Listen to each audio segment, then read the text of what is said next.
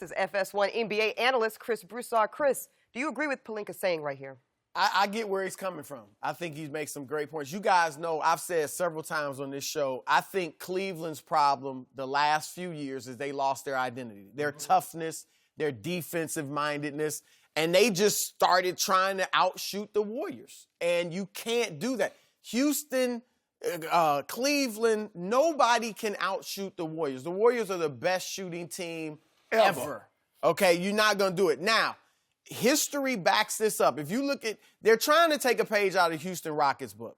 Houston took them 7, had them down 3-2. How? They switched everything, and when you switch, that tempts the other team to just get into ISO basketball. Right. So the games they had success in, Golden State got away from its motion offense, went ISO, and Houston actually beat them 95-92 and 98-94. Holding a team like that to in the low 90s was incredible. LeBron looks back and says, okay, in 2015, no Kyrie, no Kevin Love. We go 6 with them with Matthew Dellavedova, bumping Steph, assaulting Steph, Mozgov, Iman Shumpert, J.R. Smith. We got physical with them, and we had a pretty good shot. In 16, they got physical with them again, and they won. Now, here's the challenge. Even if you look at 15 and 16, the Cavs still were a top 3 three-point shooting team in those years. In 2016, when they won Game 7, the game winner was a 3. J.R. hit 2 threes in the third quarter to change the tone. Who hit that? J.R. Smith. No, who hit the game winner? LeBron, I think, right? It was Kyrie Irving. Why you do that? You just glossed over that. No, he did. He said to get. But it was a 3. Kyrie hit a great shot. My point is, in today's NBA, you still need some level of three-point shooting. And I don't know that the Lakers will have that. And I think another challenge is that this is a strategy that might be built for Golden State, but you might have trouble getting past some of the other teams if you don't have the shooting or the style to beat them. Now, look, I think it's a good plan. Will it work against Golden State? No. That's the bottom line. I love the plan because this is what we do know. The plan of shooting 53s and hoping that you make 20 of them, that's not going to work because they have 3 of the all-time greatest shooters. You don't have that. And the majority of the time, these guys are playing 30, 35 minutes together. So one of them go cold, the other guy can pick up the slack. 2 of them go cold. We've seen Kevin Durant carry it. We've seen Steph carry it. We've seen Clay carry it.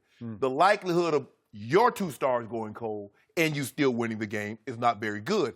As you mentioned, the games that Houston won, they were in the 90s. That Game 7 in which the Cavaliers won in Golden State. 92, what was it, 93, 89. So that's where you need to be. You trying to beat them scoring 120, 125, they're going to end up with 132, 140. So you're not going to win that game.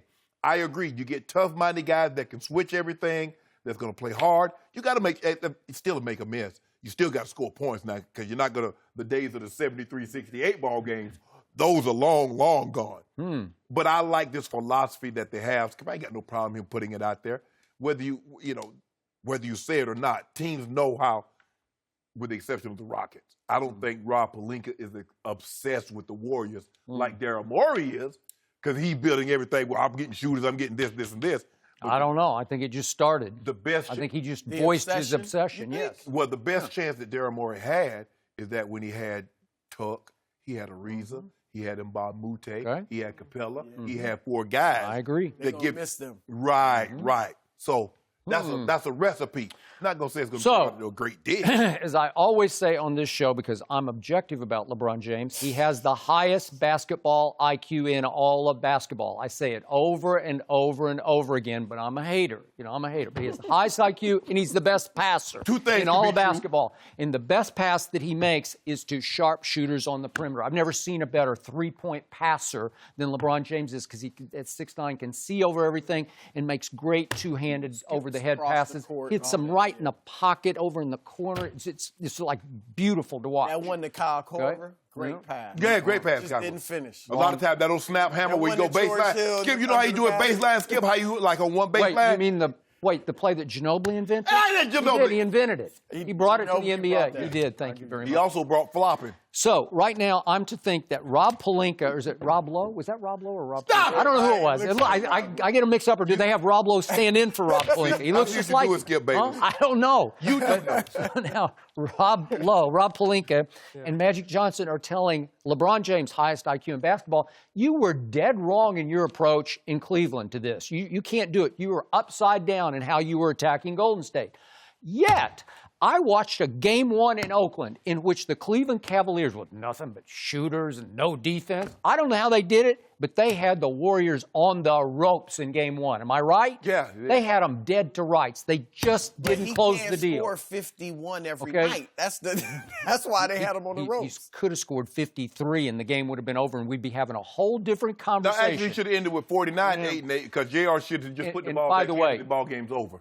That invincible Warriors team then went to Cleveland up 2-0 for game 3. And I don't know how this happened, but Cleveland was up 1 point with 3 minutes left in that game. Really? Up 1 point. 1 point with 3 minutes. How could you do that? Really? How could you do that if you're overmatched because you're going at it the exact wrong upside down way? I don't know. I don't get it. I think LeBron had the right approach in Cleveland. So now, Rob Pelinka is saying, we now have the best player in the world. He is the new center of our Laker universe, and we are going to build a defensive team around a player in LeBron James who ranked 317th in individual defense kind of like last year. Houston did James Harden.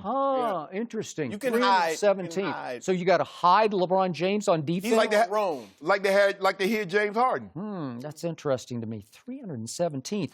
And you're up against a team in Golden State that in the playoffs had 5 of the top 13 ranked defenders in the postseason.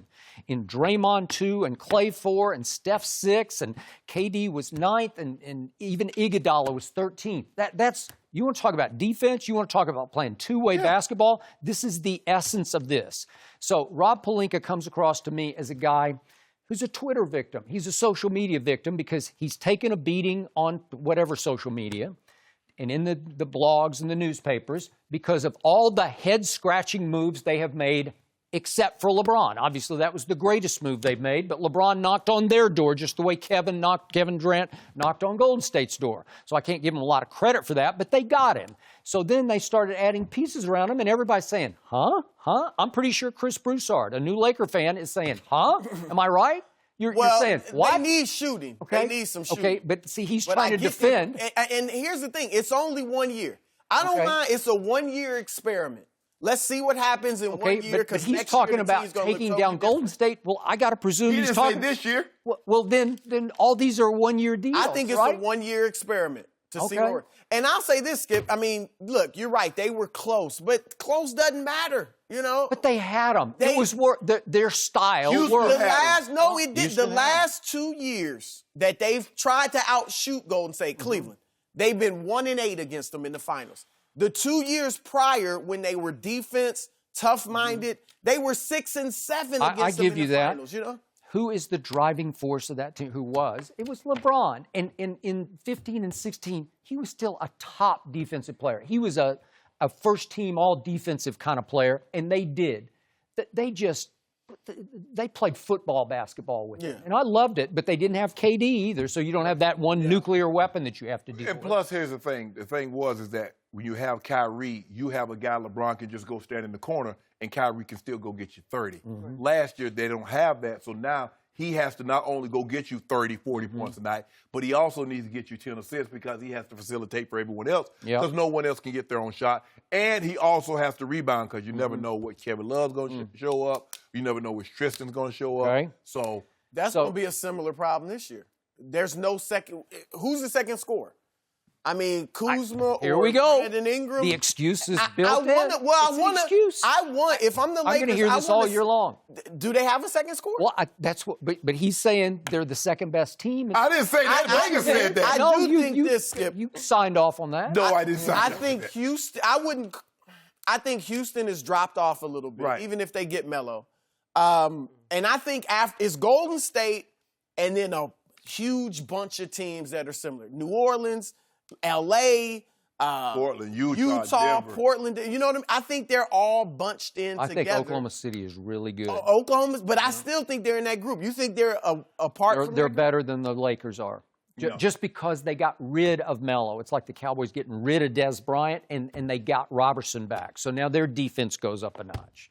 They're just a little better than the Lakers. Not a lot, but a little better. Shooting goes down because Robertson is terrible shooting the basketball. Remember, Pelinka also is defending the fact, he said it's a misnomer that they don't have shooters because he goes down his roster and he says Josh Hart shot 40% last year. I'll give you that. Yeah. Brandon Ingram was 39%. KCP was 39%. LeBron shot 37 last year. Kuzma shot 37. But the Lakers as a team were the second worst three-point shooting team. So I don't know. Ingram didn't take a lot of threes. No, he took like two neither. a game, And Josh Hart didn't play that much.